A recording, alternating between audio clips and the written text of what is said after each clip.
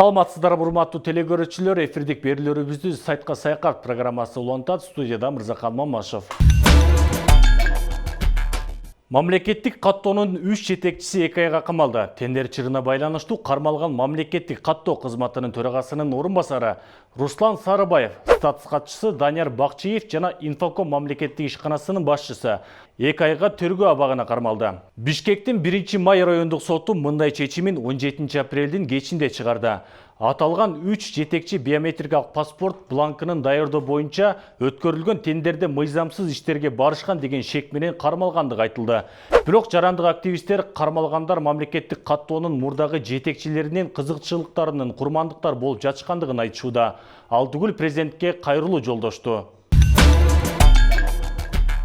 Атамекен фракциясынын депутаты Сайдулла Нышанов түшүнөн ойгонуп Текебаевдин укугу тууралуу айта баштады.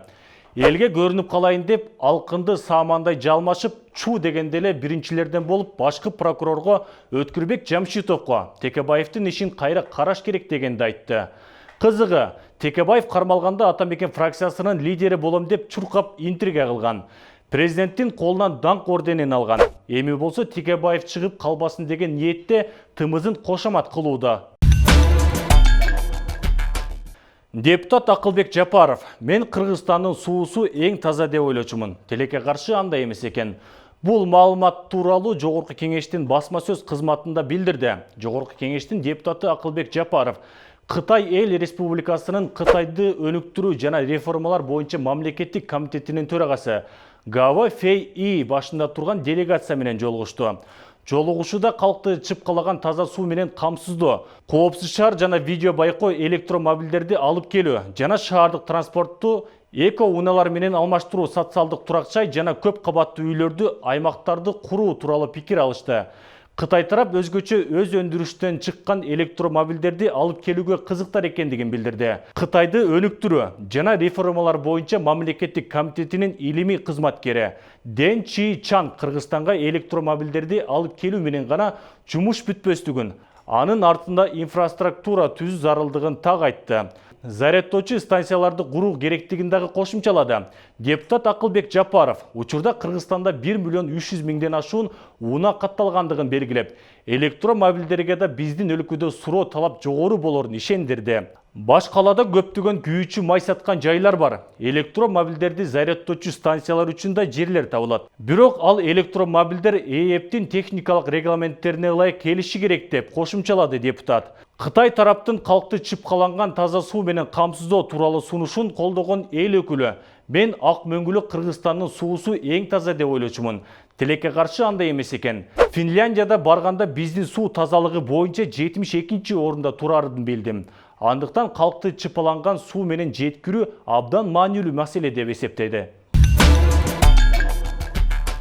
Тарых музейи Ат майданы боюнча 6 кишиге кылмыш иши козголду. Бишкек шаарындагы Тарых музейи менен Чолпон Ата шаарындагы Ат майданды реконструкциялоо жүрүшүндө мамлекетке 247 миллион сом өлчөмүндө зыян келтирилген. Бул тууралуу башкы прокурор Өткүрбек Жамшитов Жогорку кеңеште айтты. Башкы прокурордун айтымында Тарых музейин оңдоодо 101,6 миллион сом, Ат майданды оңдоодо 145,9 миллион сом зыян келтирилгендиги аныкталган. Бул эки кылмыш иши бар өндүрүшкө бириктирилип, алар боюнча курулушка тиешеси бар 6 аткаминерге кылмыш кодексинин 303 беренеси менен күнөө коюлду. Алар Сапар Исаков, Алмаз Абдыкаров, Улукбек Матисаков, Мира Карабаева, Шайбек Атабеков, Айдарбек Мендеевтер болду. Лейлектеги катта туз мунай кенин Тажикстан алып койду. Баткен областынын Лейлек районундагы 2013 жылы Кыргызстандын карамагына өткөн катта туз мунай кени кайрадан Тажикстандын пайдалануусуна калды. Кен Кыргызстанга кайтарылганда катта туз кени жайгашкан аймакта иштеген тажик жарандары чыгарылган болчу. Мындан 2 жыл мурун аталган тиликеге тажик жарандары кайрадан кирип, мунай кенин иштете баштаган. Мына эми ошол кенди кайрадан Тажикстан алып койду. Чегара чырын атайлап чыгарып, биздин бийликтин алсыздыгынан пайдаланып шарт коюп, кенди алып коюшкандыгы коомчулукта каттуу талкууланууда.